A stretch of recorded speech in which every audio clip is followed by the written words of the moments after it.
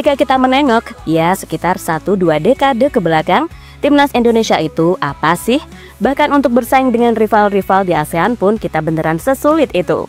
Apalagi di Asia, lebih sering jadi samsatnya daripada sang petarung. Nah, seolah menolak untuk terus disepelekan, PSSI di bawah komando Pak Erick Thohir beneran ngegas untuk menciptakan sebuah tim nasional yang disegani. Gak cuma di kawasan ASEAN tapi juga di Asia. Dan sekarang kita bisa melihat tim nasional Indonesia bisa dibilang selevel dengan tim-tim besar Asia. Bahkan media-media internasional yang dulu lebih sering menyorot beragam masalah ketimbang prestasi timnas, kini beneran gak henti-hentinya memberitakan seputar timnas. Terutama sejak kedatangan banyak pemain-pemain yang berkompetisi di top elit Eropa, serta jajaran pelatih yang punya nama besar di sepak bola Eropa seperti Patrick Kluivert, Alex Pastoor, Danny Lanzet, Jordi Cruyff, hingga terbaru Simon Tahamata. Dan dengan melihat kualitas yang dimiliki Indonesia saat ini, tak sedikit yang memberikan dukungan agar Indonesia bisa lolos ke Piala Dunia 2026.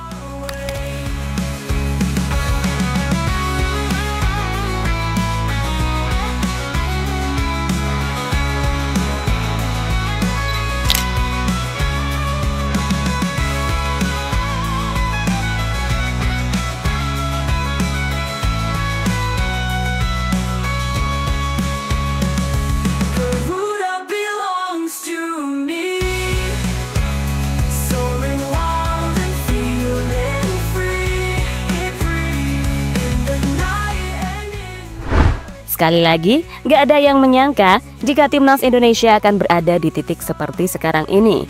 Ya, jika kita dulu selalu bermimpi buat sekedar jadi juara Piala AFF, tapi kini mimpi itu berubah jadi lebih tinggi dengan bisa lolos ke Piala Dunia. Dan Piala Dunia 2026 ibarat kata tinggal udah satu pintu lagi buat kita buka. Asalkan semua bisa berjalan sesuai dengan apa yang direncanakan. Nah, berbicara soal peluang serta momentum, harusnya itu sangat bisa untuk digapai.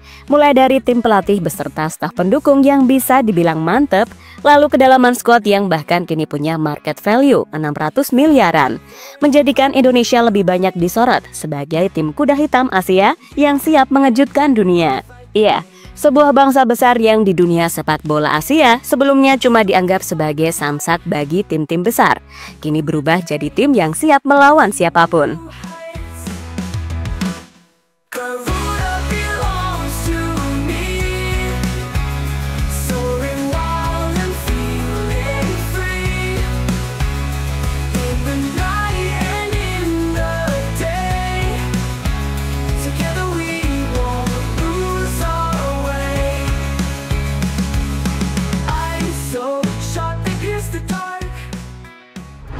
Iya, melihat gimana timnas yang terus berproses, terkhusus timnas senior yang sedang berjuang mencetak sejarah, gak bisa dipungkiri kalau tim ini memang mengalami pelonjakan progres yang oke.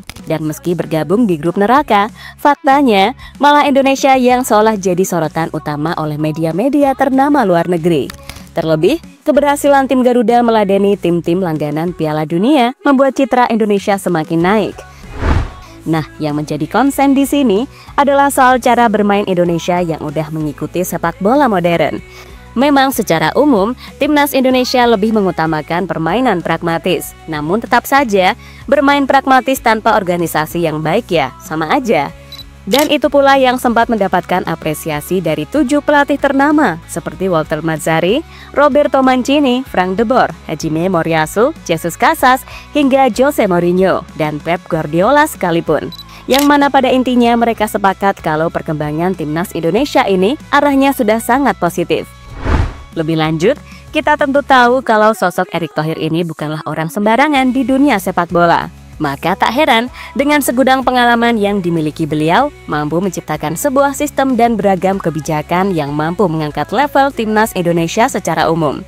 Bahkan dengan segala perubahan yang ada sejauh ini, mulai dari mendatangkan pelatih baru, pemain-pemain baru dari Eropa, membuat tim-tim Asia makin respect kepada Indonesia. Bahkan gak sedikit yang memberikan dukungan kepada timnas untuk bisa kalahkan Cina di match krusial bulan Juni mendatang. Selain itu, mereka juga ingin melihat Indonesia bisa bermain di Piala Dunia 2026.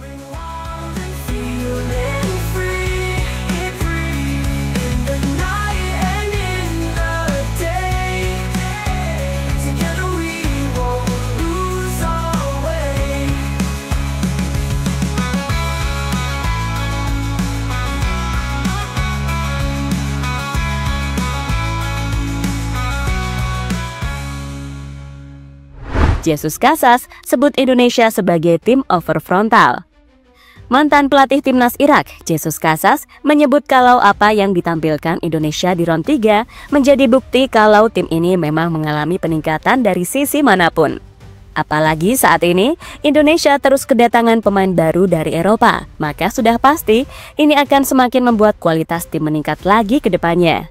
Irak dan Indonesia sebenarnya memiliki karakteristik yang serupa, tapi yang paling menonjol adalah mereka punya pemain di Eropa dan performa mereka sangat meningkat belakangan ini.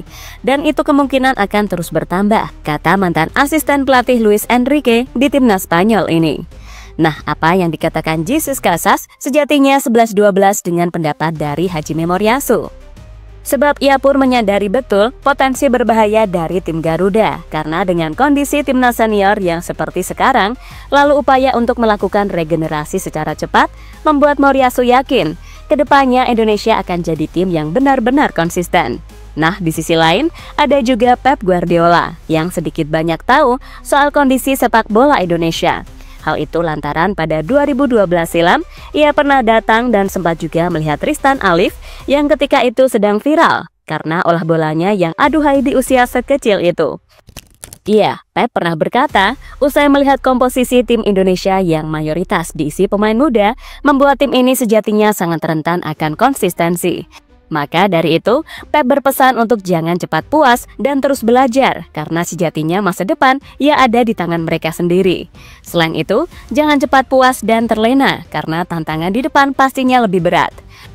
Mereka bisa mencapai titik sekarang karena mereka adalah pemain yang bagus. Ini bukan hadiah untuk mereka, dan apa yang saya lihat sejauh ini, mereka punya kualitas.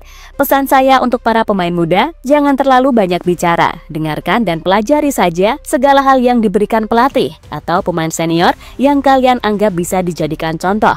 Mereka harus belajar, masa depan ada di tangan mereka sendiri, ucap Pep dilansir dari skor.id.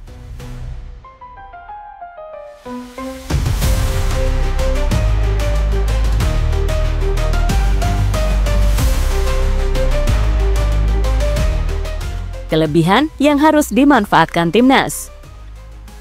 Untuk memberikan aura positif bagi timnas, di sini kami akan coba jabarkan kelebihan dari timnas Indonesia yang bisa jadi nilai positif saat melawan Cina dan Jepang di dua laga krusial bulan Juni mendatang. Pertama, menurut kami timnas saat ini lebih memiliki kedalaman skuad yang mumpuni, terkhusus di lini belakang.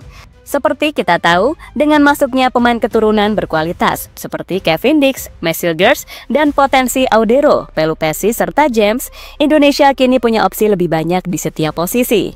Ini memungkinkan Kluivert untuk merotasi pemain tanpa mengorbankan kualitas, sesuatu yang jarang dimiliki timnas di masa lalu.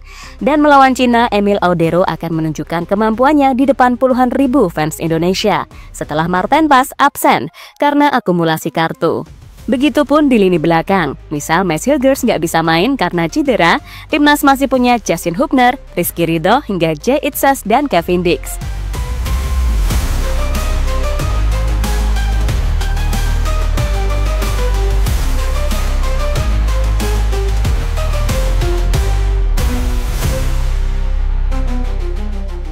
Kedua, adalah keunggulan pada kecepatan dan serangan balik mematikan. Menurut kami, pemain seperti Egy Maulana Fikri, Eliano Renders, Rafael Struijk, Yacob Sayuri hingga Ole Romani memiliki kecepatan serta kemampuan dribbling yang bisa menyulitkan bek-bek Cina.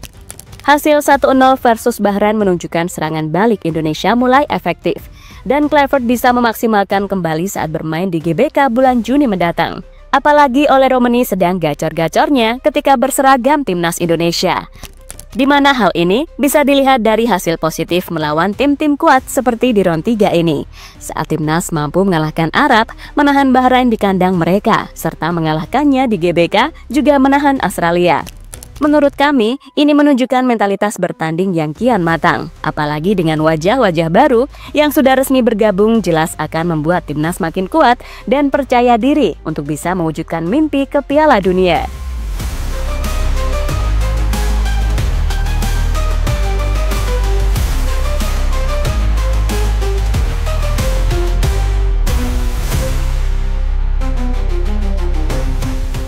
Dan terlepas dari apapun, Kita doakan saja yang terbaik untuk perkembangan timnas Indonesia. Dan semoga saja para pemain yang cedera bisa cepat pulih, karena bagaimanapun Indonesia harus bisa amankan 3 poin versus Cina jika ingin tembus ke Piala Dunia 2026.